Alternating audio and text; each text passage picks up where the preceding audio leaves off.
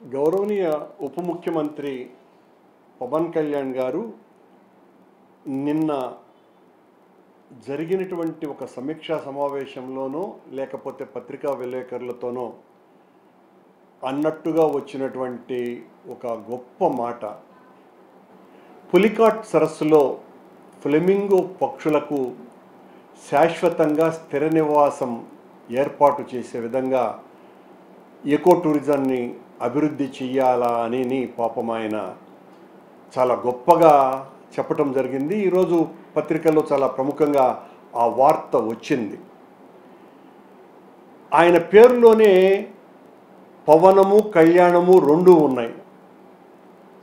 అంత గొప్ప పేరు, సార్థక నామధేయులు వారు.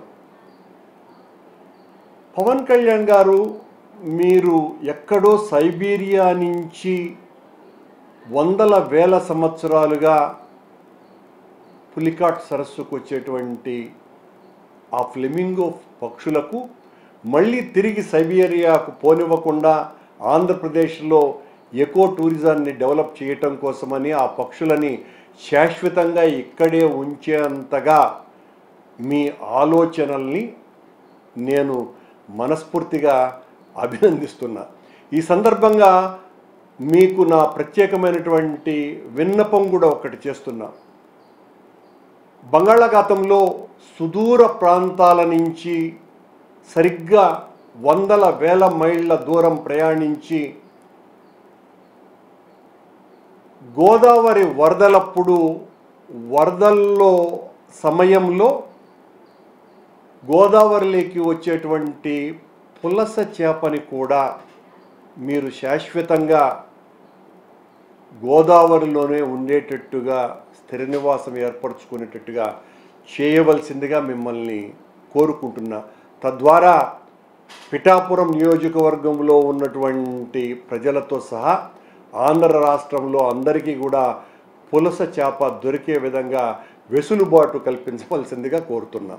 అలాగే ఏప్రిల్ మే నెలల్లో ఎండలు విపరీతంగా కానవచ్చేటువంటి పరిస్థితి మనకందరికీ కూడా తెలుసును. మీరు ఆ సమయాన శీతల వాయువులు పూర్తిగా మీ అధీనంలో ఉంచుకొని చల్లటి వాతావరణాన్ని కల్పించేటట్టుగా కూడా ప్రయత్నం చేయమని కూడా ఈ సందర్భంగా మిమ్మల్ని కోరుకుంటున్నాను. ఎందువల్లంటే మీరు వేల మైళ్ళ దూరం నుంచి వేల సంవత్సరాలుగా వస్తున్నటువంటి ఆ ఫ్లెమింగో పక్షులనే ఇక్కడ పెట్టేయాలా అనుకునేటువంటి స్థిర నివాసం ఏర్పరచాలా అన్నటువంటి మీ ఆలోచన యొక్క దార్శనికతను మెచ్చుకుంటూ ఇలాంటి పనులు కూడా మీరు చేయాలా అన్నటువంటి విషయాన్ని ఈ సందర్భంగా చెబుతూ, ఓ సనాతన ధర్మ పరిరక్షక, మీరింకా చాలా చేయాలి. ఎందువల్లంటే నేనే కాదు అందరూ కోరుకుంటున్నటువంటి విషయం, మీరు ఇంత గొప్పగా చెప్పిన తర్వాత ప్రమాదాలు జరగకుండా రోడ్లను, తొక్కిసలాటు జరగకుండా దేవాలయాలను, 24 గంటలు తాగినా తూలి రోడ్ల మీద పడి చనిపోకుండా తాగుబోతుల్ని, వీళ్ళందరినీ కూడా అలాంటి మద్యం రాకుండా ఉండటానికి, నివారించటానికి శాసించమని కోరుతున్నా. పవన్ కళ్యాణ్ స్వాముల వారు, మీరు ఇలాంటివన్నీ కూడా చేయాల్సినటువంటి అవసరం ఉన్నది.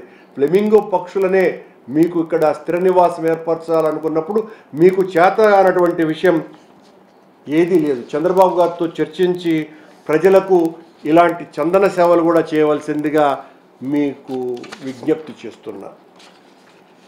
కొత్తగా అందుకున్నటువంటి అధికారం తాలూకు ఆనందం వలన ఉక్కిరి బిక్కిరి అయిపోయి మీరు ఆ ఆనందపు మత్తులో మీరు మాట్లాడుతున్నటువంటి మాటలకు గాలిలోని పక్షుల్ని, నీటిలోని చేపల్ని, అడవిలోని ఏనుగుల్ని ఇలా అన్నిటిపై అధికారం చూపాలని, అధీనంలోకి తెచ్చుకోవాలని మీ అభిలాషను మనస్ఫూర్తిగా అభినందించక తప్పదు.